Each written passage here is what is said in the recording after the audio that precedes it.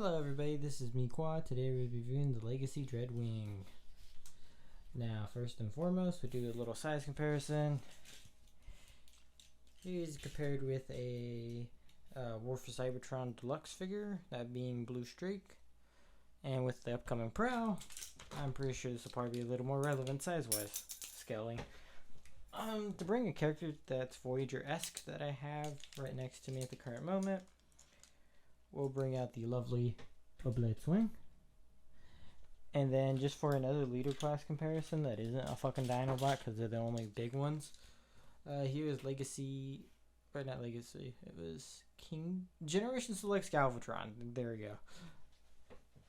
Nice sizing of everyone. I'm kind of curious on how big, if they did a Prime Universe Megatron, how big that would be and how big would the Optimus be. Questions, people. Questions. Anyways, yeah, we'll take a look at the face sculpt. Very beautiful. Very nice. Oh, one thing to note. Hold on, let me turn the head 360. This taking out the screw doesn't actually allow you to separate it because I believe it is glued. Because I was actually trying to get it out apart without like prying it because I didn't want to damage anything. And it just was not wanting to go. So, yeah. For those of you who are new to the channel, for me, I grew up with the Unicron Trilogy era stuff, so for me, if it captures the vibe of the character, that is good enough for me. It doesn't have to, like, be, like, a straight one-for-one, because, like, Galaxy Shuttle looks quite a bit inaccurate, but, like, he gets the vibe across, and that's great for me, so good enough for me. But when they do more accuracy stuff or more accurate stuff, like he's pretty accurate, it's nice. But yeah, because he has some blending of the designs, like how the wings are set up here is more like the Generation 1 Euro G1 Skyquake. These even look like the little missile pod chambers that were on that toy. Then this is like that little red part of the cockpit, which is where the little, what was it? It's like this little mirror thing. You could see like, there's two gimmicks of it, because if you move the thing on the original toy, this little lever that was on there, you could like see what you were like bombarding below with the missiles, because that the whole thing's gimmick was carpet bombing. And shattering to like 9 million pieces because of gold plastic, but yeah. But yeah, and yeah. And then if you did it on the other side, you could see like a picture that would be of like an Autobot and of an Autobot or something like that. And yeah, it was the mirror thing. I think still worked on the thing to see the floor below. I think that still worked on Starscream, but they neutered out the sticker for the Autobot thing. So yeah, not 100% sure though. It's been a while since I've looked back at that figure, and I don't have it with me. So yeah. Yeah. You can see you can hold its cannon like normal, but if we take off the cannon for a second. Yeah, no, he has a tendency of falling over. He actually just started doing that like not that long ago. I don't know why. It really depends on how you bend his knees, I've noticed. And also how the stance is, but yeah. Anyways, that's what I was saying. You could take that off. And then there's a little groove you can catch. Boop. There you go. Sword. Interestingly, you can't get it in this side because it has a shit protruding from the side, which means you can only put it in this hand. And it also means if you have any other figure with the regular 5mm port hands, you cannot put this in their hands, which leads you to only be able to do it with, I think, the Beast Wars, the Kingdom Optimus Primal, because I believe his hand's open, if I'm remembering correctly. Or am I thinking that? Yeah, they do open. Laser Rod Prime, but that's because I think his hands are just naturally open. And the Earthrise Prime, because his hands can open. You can't do a Star Saber because he technically still has a traditional 5mm port hand. Same thing with Jetfire. You can get it Oh, you know, you probably couldn't get it held in Rodimus's hands because if I'm remembering correctly, I don't think that toy is a normal 5mm grip. But I could be getting that confused with the Masterpiece Hot Rod / Rodimus because I do have that. So yeah, been a while since I messed with the Kingdom one. So yeah, but yeah, that you could do that with the sword. We'll just throw that aside. One note, don't know if Skyquake does this, but yeah. Before we get into articulation, I'll talk about the elephant in the room. Oh, how did you acquire this? It's not out yet. I got it from an eBay listing. Got it for about like around 46-ish or so. So pretty much paid just regular Voyager pricing. I was actually kind of surprised it didn't go up any higher because I was expecting it to, but it didn't. Guess people don't want Skyquake or just don't like the mold, or not Skyquake, Dreadwing, I mean, but just don't want the mold or something. But yeah, I can see why with some of the transformation stuff with him. You have to transform in a certain order of operations, going from jet to robot. Going from robot to jet is a different story. It's actually a lot easier. But yeah. But anyways, we'll go over articulation. Arms on a ratchet, which is very fucking unnecessary.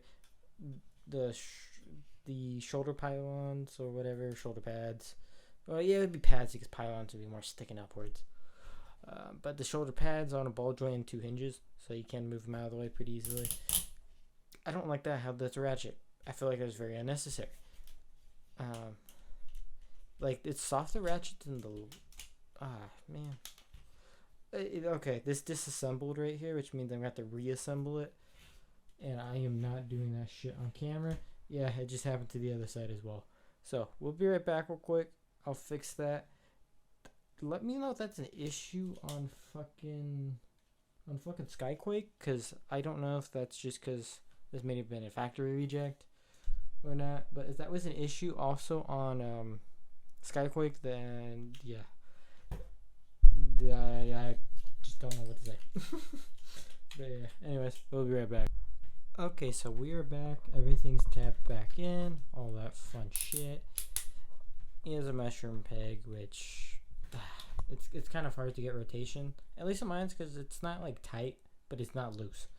So yeah, got double jointed elbow, goes about that far. That little tap is the side panel here. It kind of, if you're adjusting the arm, it will pop out very occasionally. Head, okay, those fucking soft ratchets. Okay, anyways. Oh yeah, and then his legs does that weird click thing where they don't like, you can't get him ever in a stand, like a straight position. He's always at a fucking A stance. That's just I think a thing with this mold in general. This wasn't fucking adjusted right because it's popping. Oh yeah. That's the one thing I hate is like I was really looking forward to this mold because I haven't experienced it, but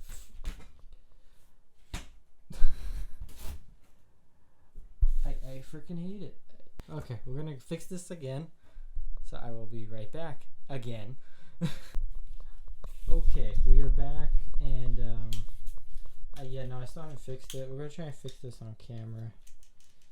Let's see what results we get. Okay, we're gonna just. Okay, hold on. You can pop these out because they're just some mushroom pegs. That's what I do when I usually have to like fiddle with this area and then move out the arms. So I'm gonna disconnect it, but I'm gonna hold the sides so that way we can actually keep everything to fucking together. We're gonna push that up. Okay, there we go. Maybe we could push that down and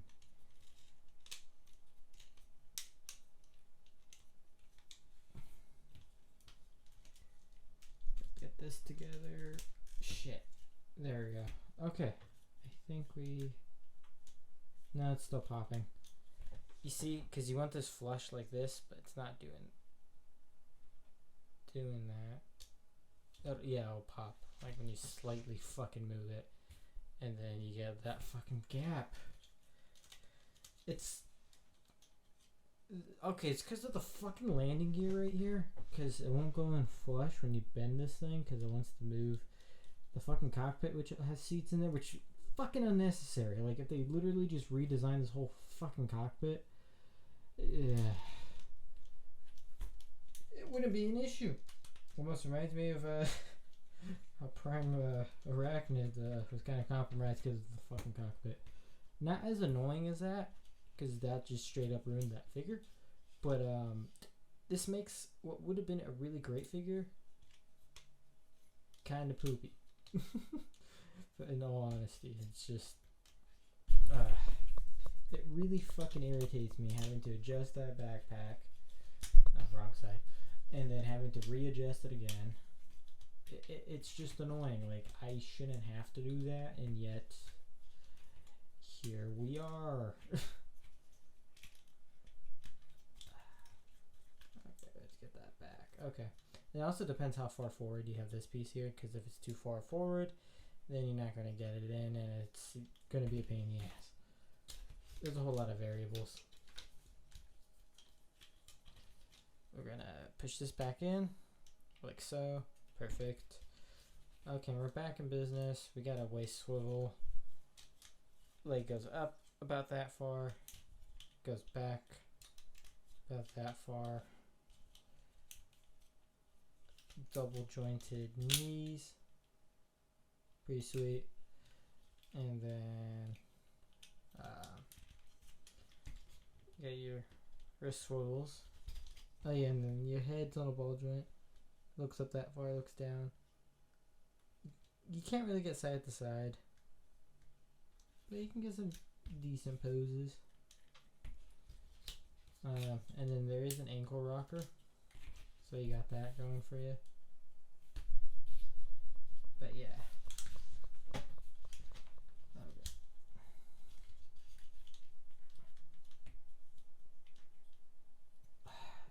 It's fucking doing it again.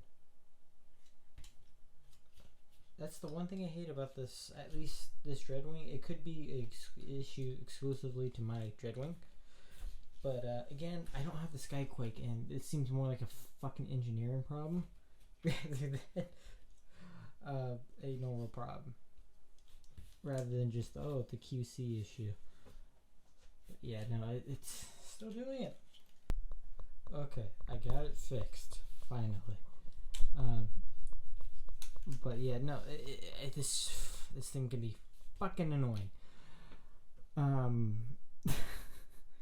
Which is why I will say this is not the best leader legacy.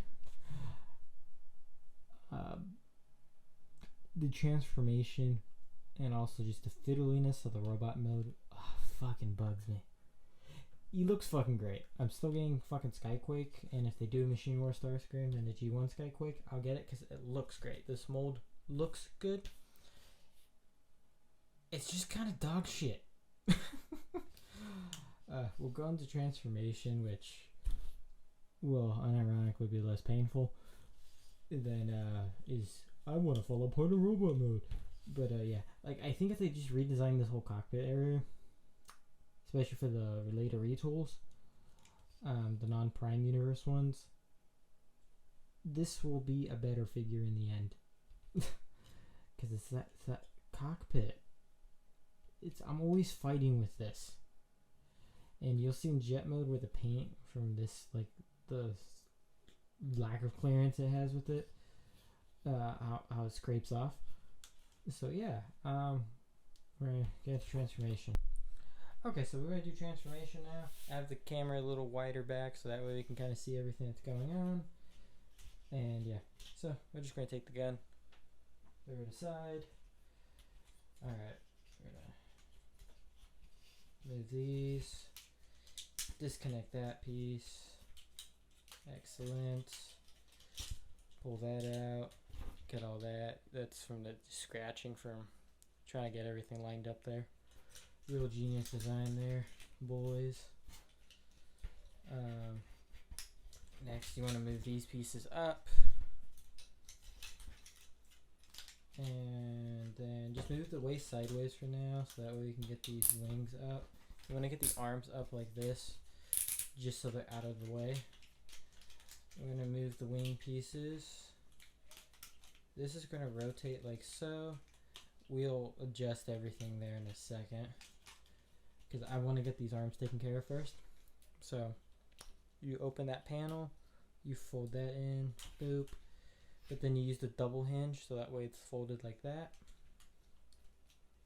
because there's a reason why. And we'll get into that as soon as I get this side. Likewise, it's because when you use that double hinge, it allows you to tab. There's tabs on the inside of the arm here, and then a slot on the other side, which then allows you to bring this down, boop.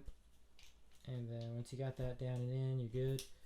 So now you want to rotate his head like so, so it goes in properly. Then this part will tab, when you get it together, we'll tab up here, which in turn these will just kind of tab in on the side, and you got that done. Now we got to the legs, which I think we keep them in the orientation they are. We just unfold these little things out. Hold on, I'm trying to see if there's, okay, yeah, so you want to rotate the thigh like this, so then this goes inwards. I believe we want to leave this folded out. I'm like trying to remember how to, ooh.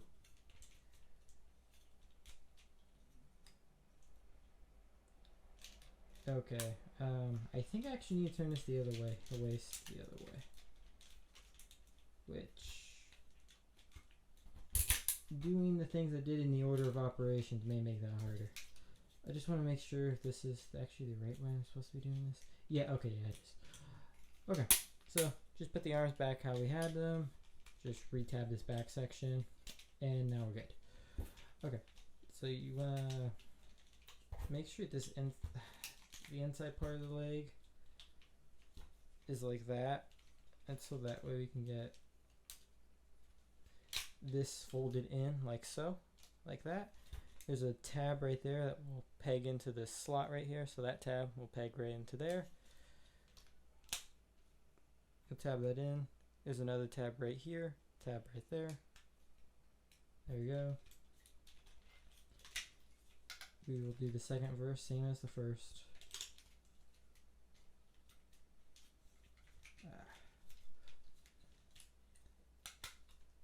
Tab it, tab, and then you might have to refinagle everything real quick. Okay, I think everything's in almost. No, okay, gotta tab that. There we go. And you got Dreadwing in his vehicle mode. Now you can pull these out for the landing gear. And yeah, that's him in vehicle mode. Now we will show off a gimmick he has. There's these two little grooves right there, which conveniently are the same for needle nose. So what you can do is, it's these back ones in particular. I believe it's the back ones anyways. Yeah, it'll tab into there like that, so, and boop. It's because the original Skyquake toy, the Predators, could attach like that, which is the team faction name. And yeah, so the newer mold contains that gimmick. But yeah, sorry if you're hearing background noise, someone's just being weird outside. But yeah, anyways, that's his vehicle mode, and yeah, I guess we're getting to Ranty McRanty part here. No, this is my second time filming this whole thing, so yeah, so maybe a weird cut, but I'm just letting you know now. And yeah, transformation, actually, it's kind of a typical jet transformer with a few different steps.